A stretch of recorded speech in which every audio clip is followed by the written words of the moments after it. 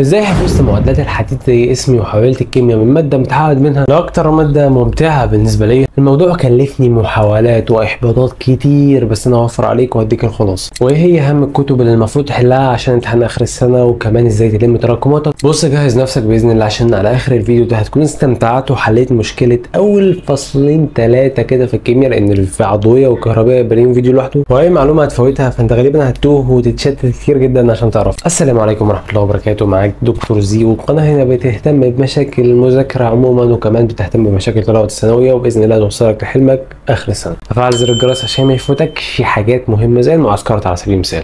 من كام سنه وتحديدا يوم 15/8 كانت البدايه الفعليه لدروس ثالثه ثانوي بالنسبه لي. عارف انت بقى مرحله تحديد المدرسين، وتبدا تشوف تفهم من ده ولا لا، او تفهم من ده ولا لا، او المدرس الفلاني يقعد يعرف لك بنفسه وهكذا. اخدت صاحبي ورحت مع شلته وبينا يا اسطى على درس الكيمياء. وصلنا بالفعل درس الكيمياء، ويا ريتنا ما وصلنا درس الكيمياء. ايه ده يا اسطى، هم بيوزعوا لحمه هنا ولا ايه الزحمه دي كلها؟ صحيح، عشان تبقى ايه معايا في الصوره كامله، انا كان لما المدرس فتح الحجز اللي هو كان قبل الثانويه بفتره، كنت انا لظرف ما يعني خارج البلاد، صاحبي يقول لك انا حاجز لك كيمياء وما كنتش عارف مين المدرس اصلا. نرجع للسنتر تاني، صاحبي قال لي معلش يا اسطى انت هو الدنيا زحمه هنا شويه بس اوعدك انك باذن الله هتفهم. وبدا فعلا المستر يشرح، واكتشف انه بدا اصلا من نص شهر. يعني جالت روما من زحمه السنتر وقلنا ماشي.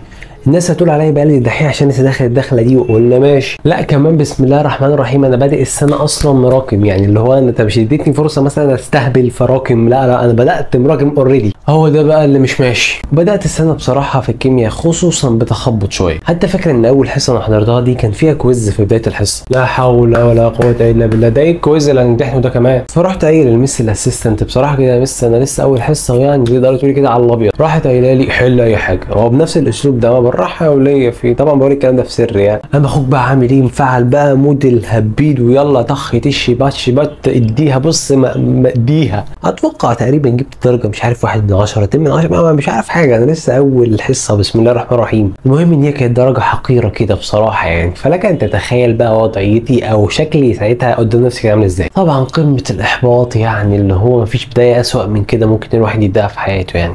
الحصه اللي بعديها بقى انا كانت برضو ورانا كويز على الحصه اللي انا خدتها، وبالفعل رحت الحصه اللي بعدها ومسكت الكويز.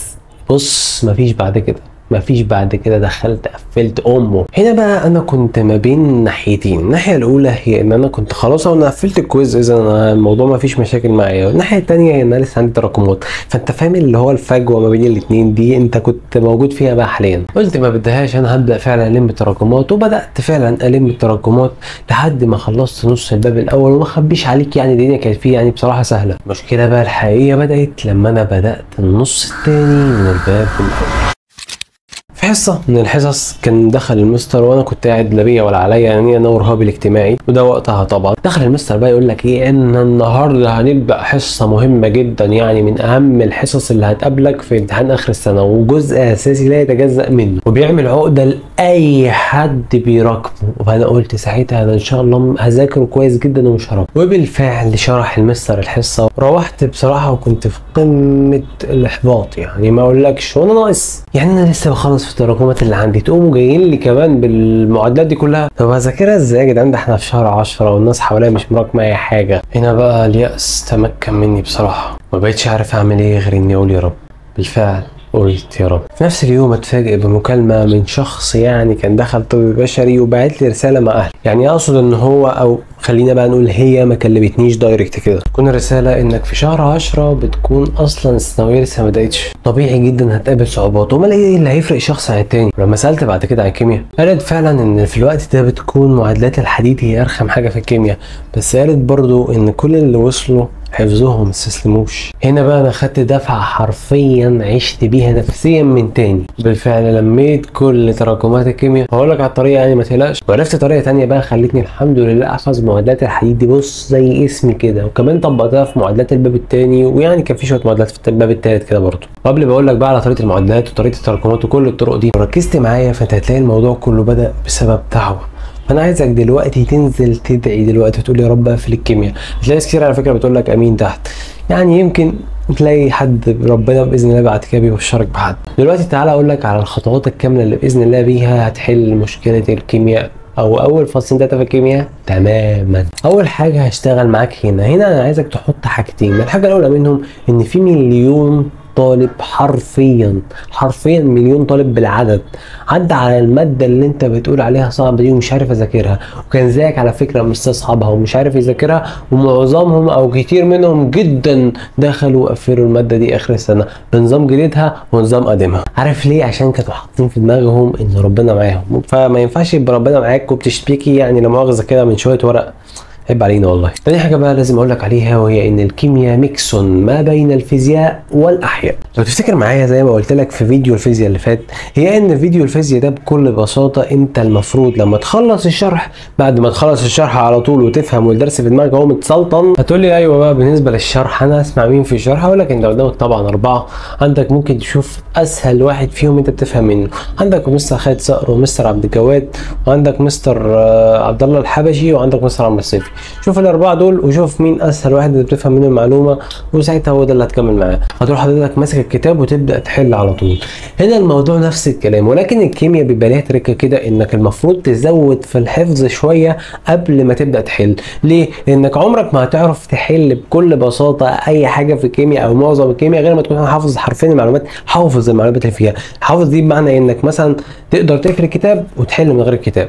دي هتبقى احسن مرحله انت ممكن توصل لها، ولكن انت ممكن في البدايه كده ايه عقبال ما تبدا تراجع درس مره واثنين وثلاثه عادي ممكن تفتح كتاب وتحل بيه يعني عادي مفيش مشاكل، بس لازم توصل لمرحله انك قافل الكتاب وفاكر المعلومات والمعادلات والحاجات دي كلها. وزي ما قلت لك لسه هعرفك طريقه لم المعادلات. هنا انت ممكن تقول لي طيب احل من ايه؟ اقول لك بسم الله الرحمن الرحيم، كتاب الامتحان ما ينفعش تسيب فيه سؤال من الاخر يعني. كتاب الامتحان مهم جدا جدا فوق ما تتخيل، فانت هتحل كتاب الامتحان ان شاء الله. المفروض بقى عندك بعد كده مصدر تاني، وهنا هتلاقي تضارب في الاراء واختلاف في وجهات النظر ما بين الدكاتره والمهندسين.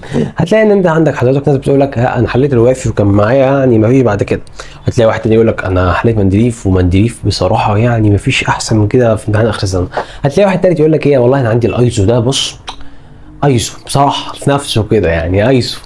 فانا عايز اقول لك ان الموضوع ببساطه شديده جدا انت مطلوب منك تحل حاجه تخليك من شخص هنا، او مثلا انت كتاب الامتحان هيخليك قريب من الامتحان، امتحان اخر السنه اهو كتاب الامتحان هيخليك هنا، فانت محتاج كتاب يزودك ويخليك فوق امتحان اخر السنه، مستواك يكون فوق امتحان اخر السنه. هتقول لي ازاي الكلام ده؟ اقول لك انك بكل بساطه تشوف الكتاب اللي الصعب بالنسبه لك اللي بيخليك تفكر ويعلي فعلا من مستواك وتبدا تحله. هتقول لي ازاي انا اشتري كتب؟ يا راجل تشتري كتب ايه؟ ممكن تشوف على اليوتيوب، ممكن تشوف على اليوتيوب فعلا تشوف ان انت عندك تفتح درس مثلا عايزك تحل درس من كل كتاب، درس واحد من كل كتاب، وتبدا بعدها تشوف اصعب كتاب بالنسبه لك في الدرس ده كان ايه، وتبدا هو ده باذن الله اللي هتحله منه اخر سنه. هتقول لي يعني لو ابدا بواحد تبدا بمين؟ اقول لك ابدا بمندليف. مندليف هو يعني ايه؟ يمكن اتقل كتاب في الريفيوز كلها يعني، هو مندليف قوي جدا. مع اني حليت فيه بصراحه يعني، كنت باجي قبل الشوامل واجي احل فيه حسيته ما مش قوي بصراحه يعني، ما حسيته سهل كان سهل. يمكن لا كنت حل افكار كتير من كتب كتير، فيمكن ساعتها هي دي اللي خلاني احس ان مندليف مش بالصعوبه اللي الناس بتقول عليها. صحيح. وبالمناسبه الايزو في الشرح جميل جدا وده مش اعلان بالمناسبه. وهنا نيجي للسؤال المنتظر، ازاي هحفظ المعادلات؟ ركز معايا يا باشا. دلوقتي انت عندك دلوقتي بعد ما خلصت المحاضره، جيت من المحاضره بتاعت الحديد دي، او انت مثلا بتراجع الحديد يا عم، انت عندك هتروح اعمل ايه؟ اقول لك بكل بساطه هتروح جايب ورقه بيضاء كده، والورقه البيضاء دي هتكتب فيها اسم المعادله من غير ما تكتب المعادله ذات نفسها. بعد ما تكتب اسم المعادله هتروح جاي في كشكول خارجي بره كده تبدا تسمع المعادله دي نفسك، وتروح كاتب اسم المعادله في الورقه، بعد المعادله تبقى المعادله الثانيه، وهكذا تروح برده مسمع المعادله الثانيه لنفسك، بس تركه انك هتجيب الاولى مع الثانيه، وتبدا بعد كده الثالثه نفس الكلام تجيب الاولى والثانيه والثالثه معاها، وهتكمل في هذا المنوال لحد ما توصل مثلا لحد اخر الفات بالاول ولا حاجه. هتلاقي مجمع معاك تقريبا حوالي 40 50 معادله كده. صدقني هتوصل بعد فتره، بعد اسبوعين ثلاثه من انك بتطبق النظام ده. وهقول لك بتطبقها امتى بالظبط.